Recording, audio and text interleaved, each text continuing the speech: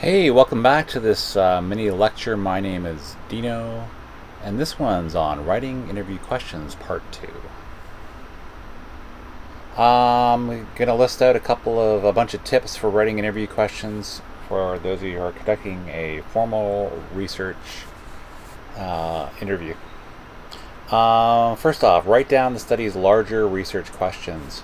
Outline the broad areas of knowledge that are relevant to answering these questions. That should sort of give you the lay of the land, the big broad strokes of what you're planning on doing.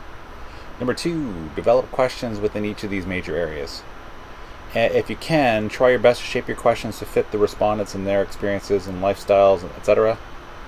Tap into the respondent experiences and expertise so that you can get valuable information from them.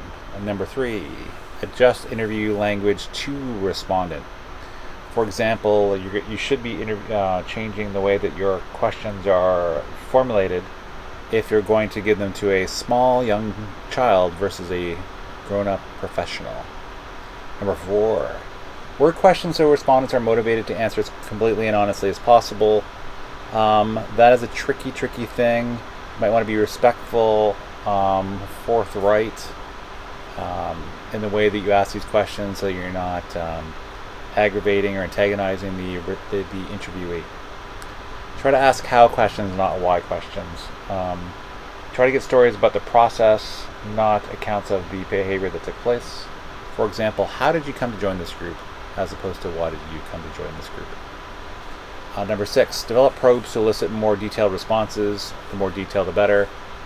So basically have your question, and then it's almost like a sub-question that will help get even more information from the interviewee.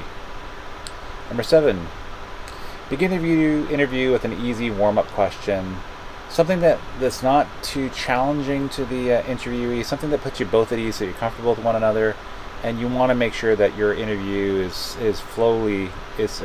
smoothly flowing so that you can get to your agenda and get the things that you need pretty quickly. Number 8, think about the interview's logical flow. More specifically, what topics should come first to start the interview, what should come in the middle, what should come at the end. Make it so that ideally the conversation flows easily, the questions flow as well. Number 9, save difficult questions for last after the rapport is established.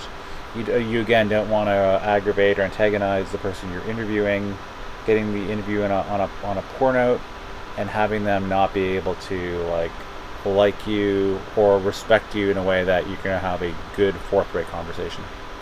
Finally, your last question should close the interview.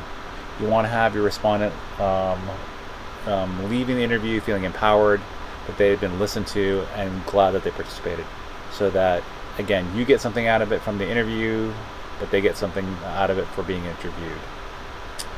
There you have it. That's writing interview questions part 2. Thanks for listening and watching, and I look forward to seeing you again real soon.